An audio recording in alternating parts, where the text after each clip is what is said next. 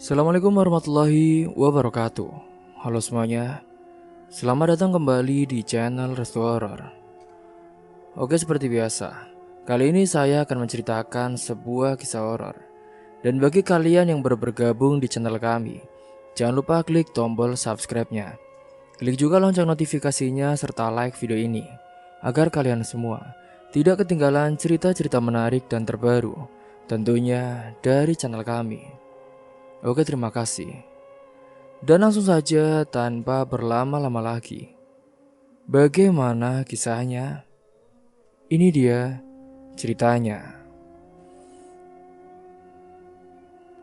Hari itu, matahari bersinar tenang di atas desa Karangjati. Desa kecil itu tampak biasa saja bagi orang luar. Jalan setapak yang membelah kebun singkong.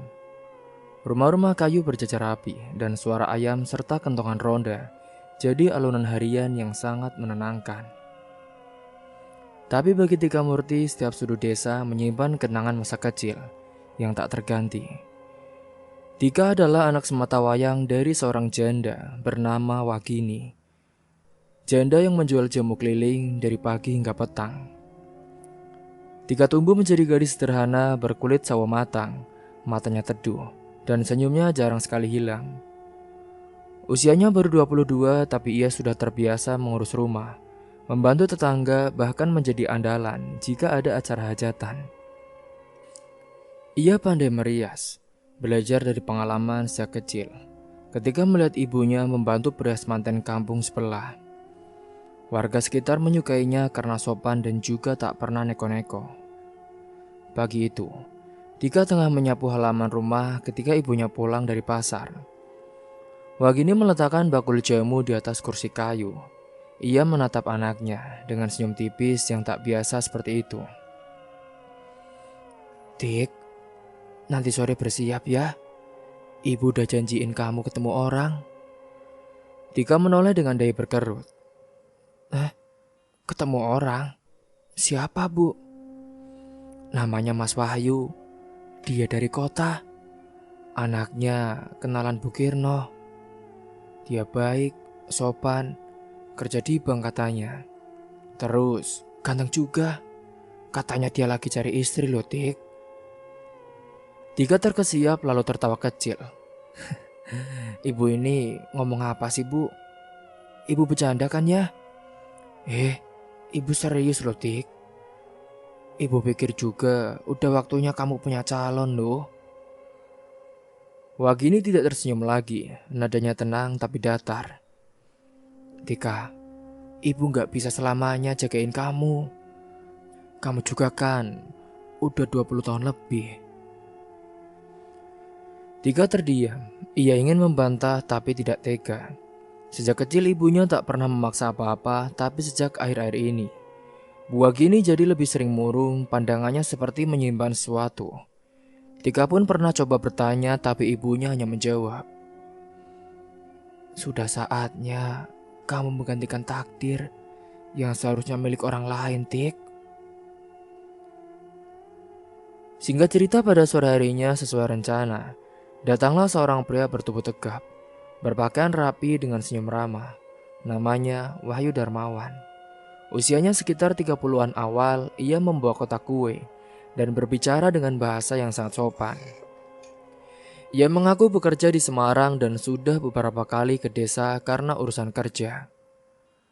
Pertemuan hari itu berlangsung singkat, namun menyisakan kesan di hati Tika. Wahyu tampak tulus dan tak banyak menuntut.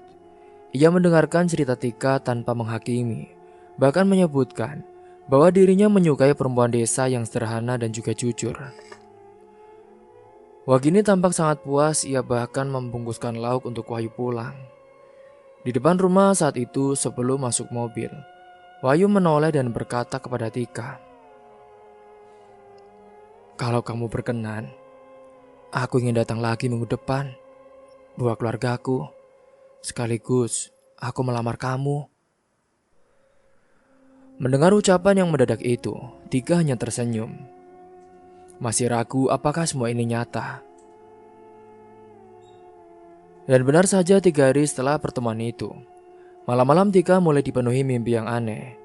Dalam tidurnya ia sering melihat dirinya berdiri di tepi jurang, mengenakan kebaya pengantin dan seberangnya Wahyu berdiri. Wajahnya pucat pasi dan dari mulutnya mengalir darah hitam. Setiap kali ia mencoba berlari, tubuhnya tak bisa bergerak. Dan selalu ada suara wanita tua yang tertawa pelan dari balik pepohonan. Suara itu membuat tengkuk Tika merinding. Bahkan setelah terbangun pun, ia benar-benar merasa aneh dengan ini semua. Tapi ia tak pernah menceritakan mimpi itu kepada siapa-siapa.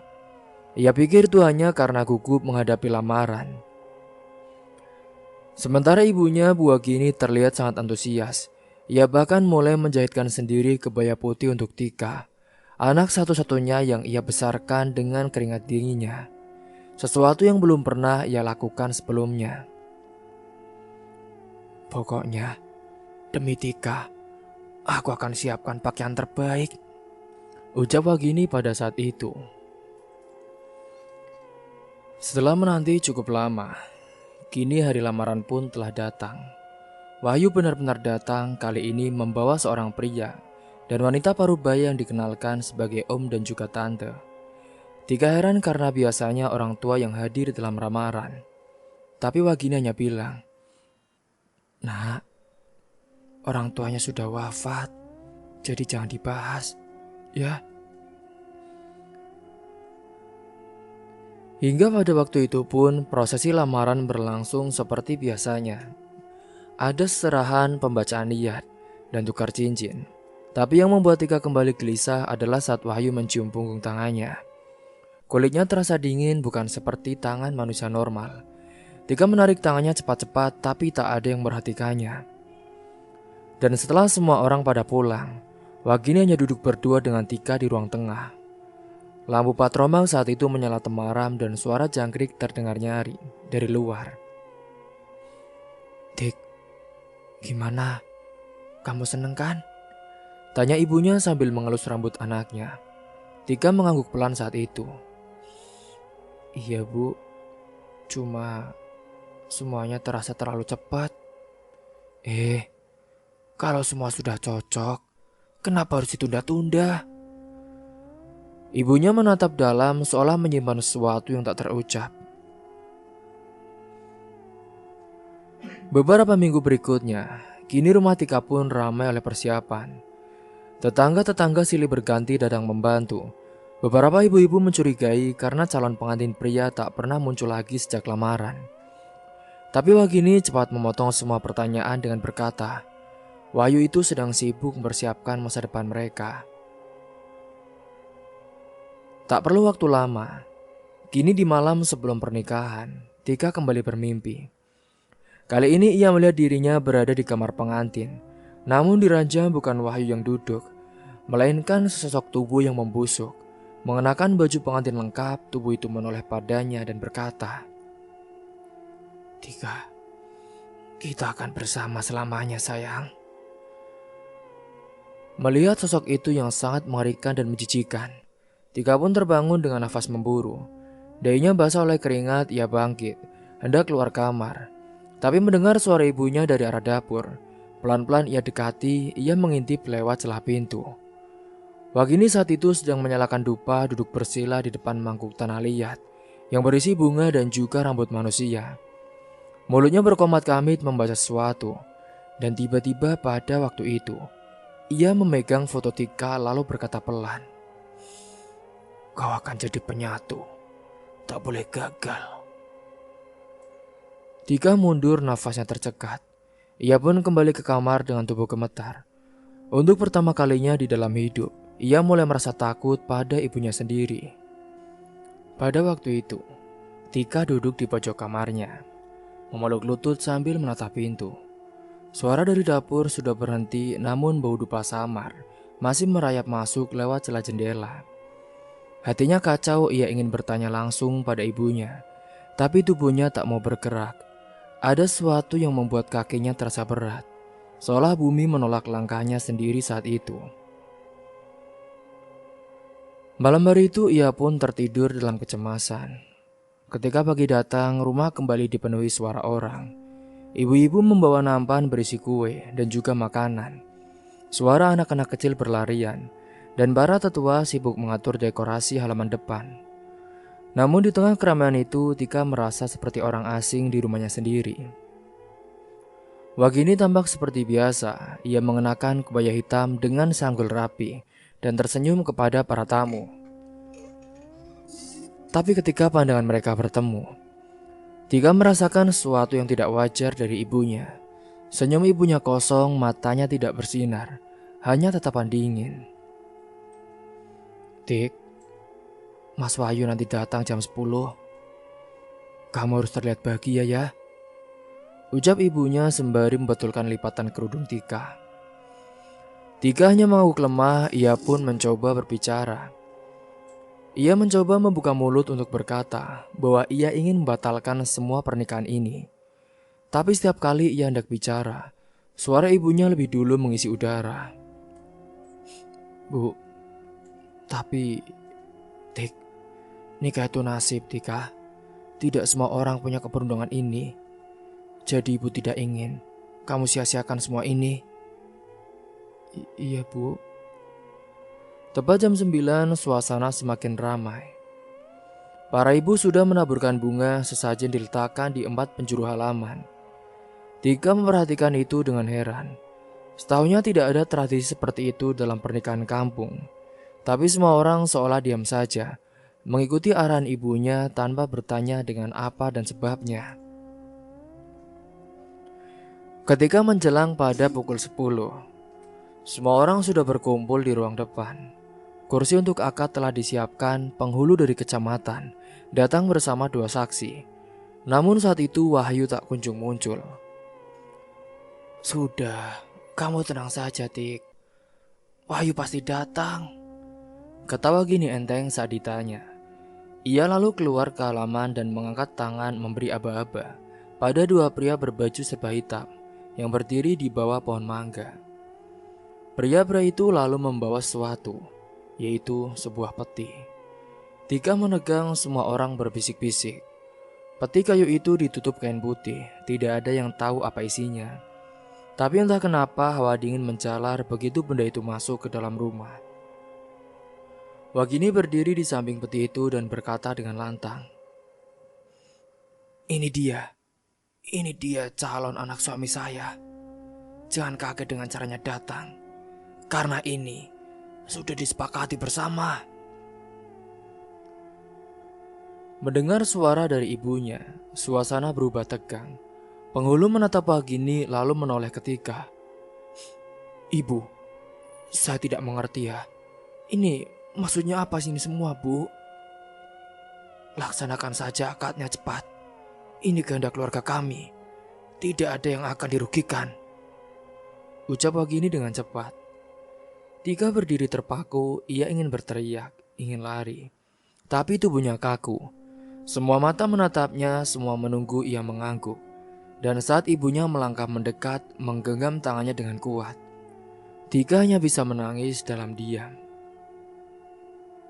Bu, aku tak mau, Bu. Tika, jangan rusak semuanya, Tik, ucap Wagini. Dengan suara tercekat, akad pun tetap berlangsung. Nama Wahyu disebutkan, Tika menjawab dengan bibir gemetar. Semua berlangsung cepat, tepat di hati Tika. Waktu seolah berhenti. Ia menikah dengan seorang yang tak ada di depannya, atau mungkin dia ada tapi dalam bentuk yang tak bisa diterima oleh akal sehat. Setelah akad selesai, para tamu pun mulai bubar. Sebagian dengan wajah bingung, sebagian lagi seperti pura-pura tidak melihat apa-apa. Peti itu tetap di ruang tengah, ditaburi bunga, diselimuti kain kafan yang dilipat rapi. Malamnya Wagini mengunci semua pintu rumah. Ia menyuruh Tika berganti baju pengantin dan menyalakan lilin di kamar. Dengan suara datar, ia pun berkata, malam pertama kalian akan dimulai malam ini. Bu, aku tak mau, Bu. Diam ya kamu, Tik. Tika menolak, ia menangis, meraung memohon. Tapi ibunya tetap memaksanya. Ia mendorong tubuh Tika ke dalam kamar dan menutup pintunya dari luar. Suara kunci berputar terdengar jelas saat itu. Sementara di dalam kamar yang hanya diterangi 2 batang lilin, Peti kayu itu sudah ada di dekat ranjang.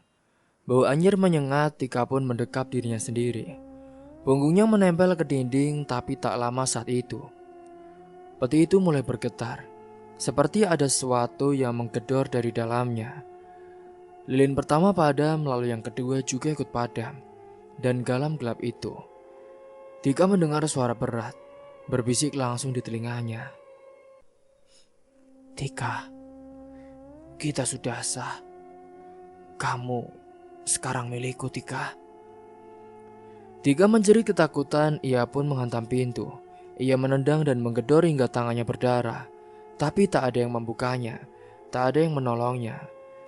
Dan pada malam itu, untuk pertama kalinya dalam hidup, Tika merasa ia akan mati perlahan dalam pernikahan yang tidak pernah ia inginkan. Tubuhnya menggigil hebat, pintu kamar tetap terkunci rapat. Peti itu tak lagi bergeming, tapi hawa dingin dari arah sana terus menyebar ke seluruh ruangan. Tika mengepalkan tangan, memukul-mukul dadanya sendiri, berharap ini semua hanya mimpi buruk yang segera berakhir. Tapi tidak. Darah di tangan, nafas sesak dan detak jantung yang berlomba, semuanya menjadi nyata. Beberapa jam kemudian ia mendengar suara kunci diputar dari luar. Pintu terbuka perlahan, sosok Wagini berdiri di sana, membawa nampan berisi bubur dan juga air putih. Wajahnya datar, tidak marah, tidak juga lembut, tidak juga sedih, hanya datar. Tika, kau akan terbiasa, nak. Jangan melawan. Semakin kamu menolak, maka semakin besar sakitnya, ucap ibunya. Tika menoleh dengan mata basah. Ibu, kau tega, Bu. Kau jahat. Wagini mendekat, meletakkan nampan di atas lantai, lalu duduk di samping anaknya. Ia mengelus kepala Tika pelan seperti dulu saat Tika masih kecil dan demam. Tapi sentuhan itu sekarang membuat Tika menjadi merinding seluruh tubuhnya. Tika, ibu melakukan ini untuk menyelamatkan darahmu, nak. Untuk menjaga garis kita agar tetap hidup. Apa maksudnya, Bu? Siapa dia? Siapa yang ada di dalam peti itu? Apa yang dimaksud garis kita, Bu? Dia suamimu, nak. Dan dia akan membawamu ke dunia yang tidak pernah bisa diraih oleh perempuan biasa.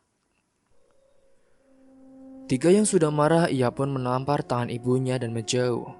Tapi Wagini hanya bangkit pelan dan menatapnya sebelum keluar dari kamar. Tika, jangan coba-coba kabur ya. Rumah ini sudah dijaga.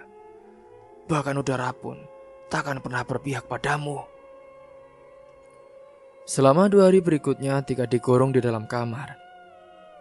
Tak ada sinyal ponsel, tak ada jendela yang bisa dibuka. Hanya suara-suara aneh dari luar kamar yang menemani malam-malamnya. Dan kini, di hari ketiga ia nekat. Saat Wagini datang membawa makanan, Tika pura-pura pingsan. Saat ibunya lengah dan membuka pintu kamar sepenuhnya, Tika menyambar vas kaca di dekat ranjang dan menghantamkan ke kepala ibunya. Wagini pun terjatuh saat itu. Tanpa menunggu lama, Tika berlari keluar kamar. Kakinya lemas tapi ketakutan mendorong tubuhnya untuk terus bergerak. Ia keluar rumah, berlari melewati halaman hingga menembus semak dan jalan setapak yang mengarah ke rumah tetangga. Di kejauhan lampu rumah Pak Bardan masih menyala. Ia mengetuk pintu seperti orang gila. Tok tok tok. Pak, buka Pak. Pak Bardan. Saat itu, Pak Bardan seorang pria sepuh yang tinggal bersama istrinya langsung membuka pintu dengan wajah kaget. Astagfirullahaladzim. Tika, kamu kenapa, nak? Tika menangis sejadi-jadinya. Ia pun jatuh terduduk di lantai. Pak, tolong saya, Pak. Ibu saya. Dia bukan seperti dulu lagi, Pak. Saya dikurung. Saya dinikahkan dengan mayat, Pak.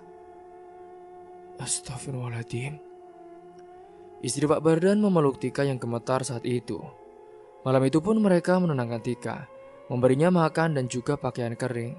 Tapi saat mereka hendak menelpon pihak desa, Ponsel Pak Bardan tiba-tiba mendadak mati.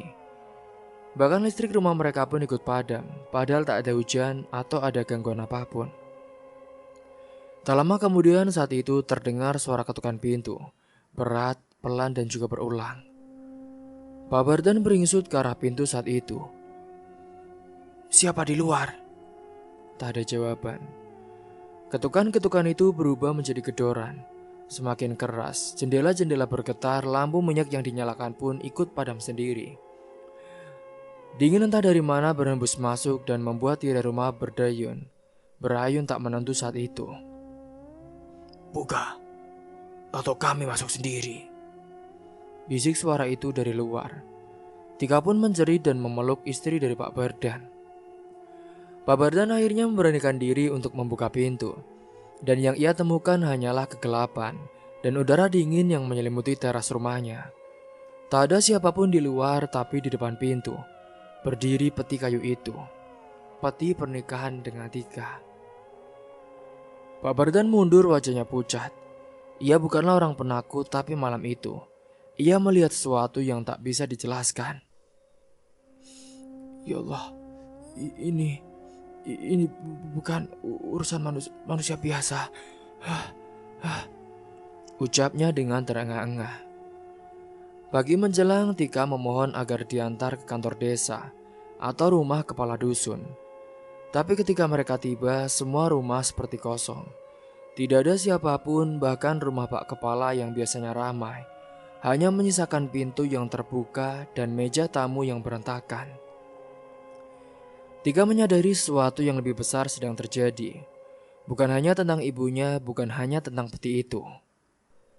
Kini, ia pulang dan seluruh desa seperti tak berpihak kepadanya. Ada hal mengerikan yang terlalu mengikuti dirinya, kemanapun ia melangkah.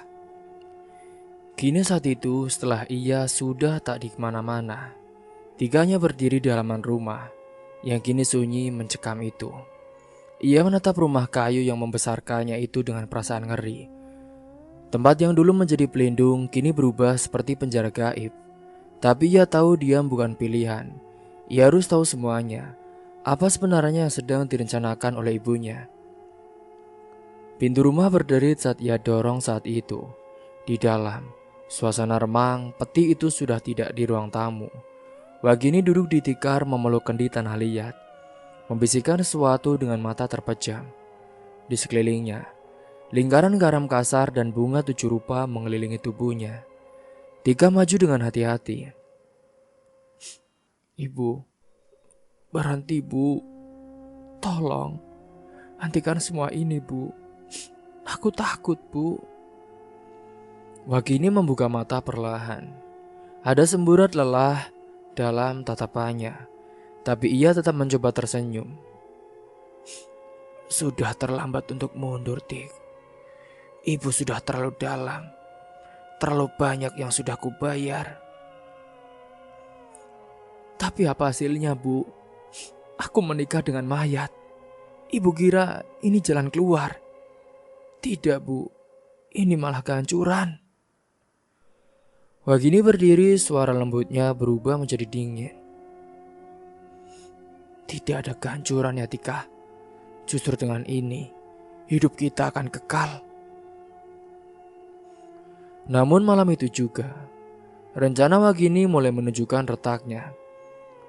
Makjum perempuan tua, dukun pesugihan yang biasa menuntunnya, tak muncul sesuai waktu yang dijanjikan. Seharusnya malam itu adalah tahap terakhir dari pemindahan roh Wahyu ke dalam tubuh Tika. Tapi Makjum menghilang entah kemana. Tidak ada jawaban, tidak ada suara saat itu. Wagini panik, ia pun mencoba memanggil kembali perantaranya. Ia membakar dupa, membacakan mantra, mengiris telapak tangannya dan meneteskan darah di atas bunga Wijaya Kusuma. Tapi semua itu sia-sia. Tidak ada angin, tidak ada bayangan yang menyambut. Dan saat tengah malam tiba, kejadian tak terduga menghantamnya. Peti kayu yang disimpan di dalam kamar Tika tiba-tiba terbakar sendiri. Tanpa api, tanpa percikan, hanya terbakar dari dalam. Kayu pun hangus dengan pelan dan dari celahnya keluar cairan hitam pekat yang mengeluarkan bau bangkai bercampur dan belerang. Mayat Wahyu yang seharusnya tetap utuh sampai pemindahan selesai, ternyata mulai membusuk. Dengan cepat lidahnya menjulur, matanya copot sendiri, dan dari dadanya keluar cacing-cacing putih. Tika yang menyaksikan itu dari balik pintu berteriak dengan histeris.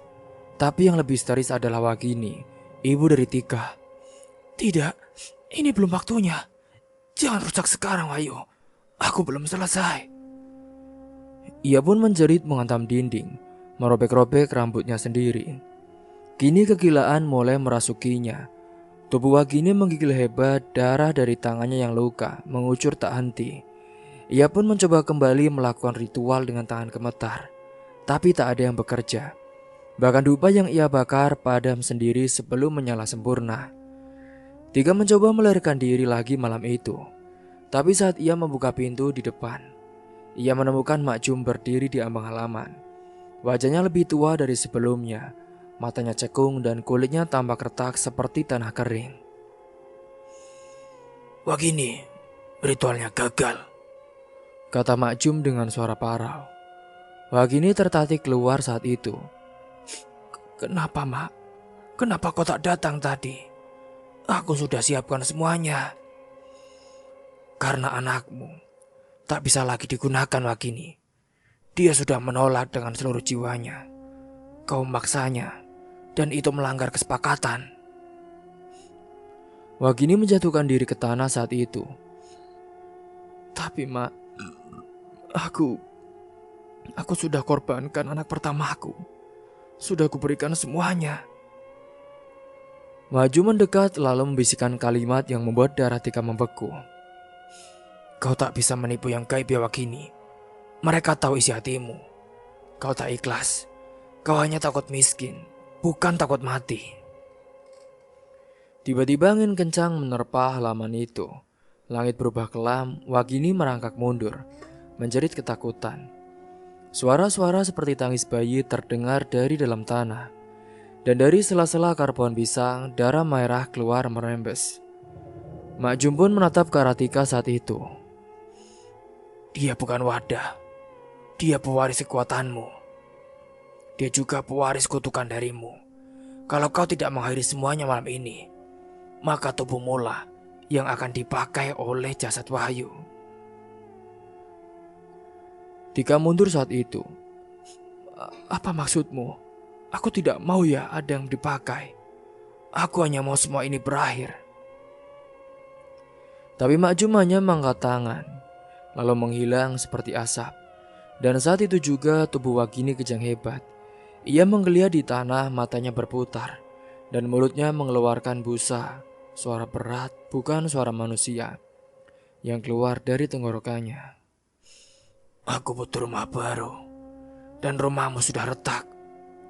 Kini tubuh Wagini terbanting ke tanah, lalu diam. Tapi dari matanya air hitam mengalir deras. Tika tak bisa bergerak, ia pun hanya bisa berdiri kaku, menatap ibunya yang kini sekarat di tanah. Ia menangis, tapi ia juga merasa lega, karena rencana ibunya telah gagal.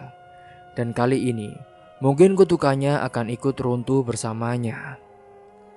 Kini waktu itu, rencana ibunya telah gagal total. Namun pagi menjelang dengan sunyi yang ganjil, Tika duduk memeluk lutut di serambi rumah. Tak ada suara ayam berkokok, tak ada hiruk-pikuk orang kampung. Dunia seakan menahan nafas di sampingnya. Tubuh Wagini masih terbujur kaku. Nafasnya satu-satu, tapi sorot matanya kini berbeda. Tak lagi keras, tak lagi dingin. Wagini menoleh perlahan saat itu. "Tika, dengar ibu, nak. Sebelum semuanya terlambat." Tika mendekat dengan gemetar.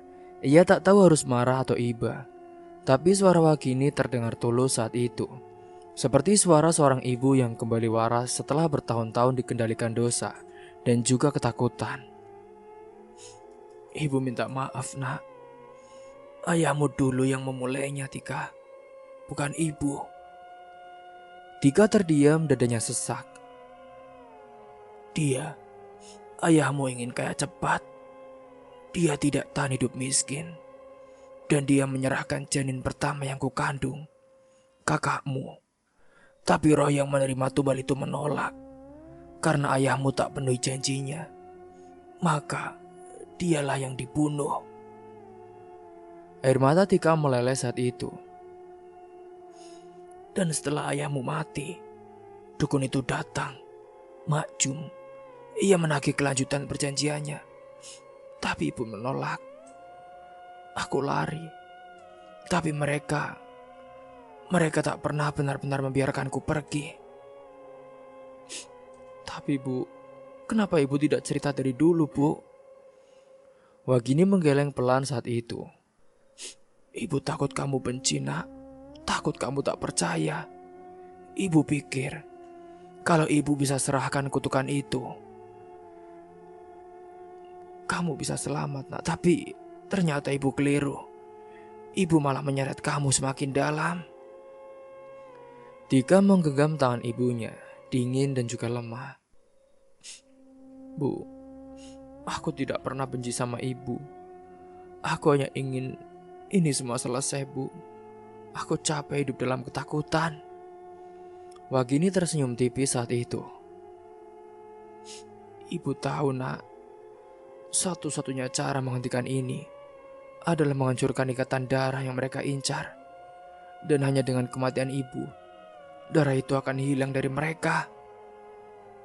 Bu, jangan bilang begitu, Bu. Aku gak mau ibu mati. Kita cari jalan lain, Bu. Kita bisa pergi dari sini. Semuanya sudah terlambat, Tika. Ibu sudah terlalu lama hidup dalam kutukan. Tapi kamu masih bisa bebas. Maafkan ibu, Nak. Maafkan ibu. Dan sebelum Tika sempat menjawab, Wagini menggigit lidahnya sendiri. Dalam sekejap, tubuhnya kejang saat itu. Lalu diam untuk selamanya. Tak ada jeritan, tak ada darah mengalir dari luka. Hanya udara hening dan juga aroma melati yang tiba-tiba memenuhi halaman rumah. Tika memeluk jasad ibunya, menangis tanpa suara. Tapi saat air matanya jatuh ke tanah, pelan-pelan, semua lingkaran garam yang tertanam di sekitar rumah retak dan juga lenyap. Lambang-lambang gaib di dinding mengelupas. Peti wahyu yang terbakar berubah jadi abu, dan bau busuk menghilang seolah tak pernah ada. Malam itu hujan turun untuk pertama kalinya setelah berminggu-minggu. Kini, desa Karangjati terasa hidup kembali. Dan keesokan harinya warga pun mulai datang. Mereka mengaku baru sadar seolah sebelumnya tertidur dalam kabut. Pak Bardan yang menemukan buku tua milik Ayah Tika berisi catatan perjanjian, mantra dan juga simbol-simbol gaib. Semuanya terbongkar. Nama Ayah Tika, Suparman, tercatat sebagai salah satu anggota pesugihan kuno yang beroperasi lintas generasi. Dan Wagini adalah satu-satunya yang berani memutusnya. Meski harus kehilangan suami, anak pertama dan akhirnya hidup sendiri meninggalkan Tika sendirian. Kini jenazah Wagini pun dimakamkan tanpa upacara adat. Hanya Tika dan Pak Bardan yang mengiringinya ke liang lahat. Tapi langit tetap terang. Singkatnya beberapa minggu setelah kejadian itu, Tika pindah dari desa. Ia bekerja di kota kecil membuka jasa rias pengantin seadanya. Kini ia menolak lamaran siapapun. Ia memilih hidup sendiri, tak mau menikah.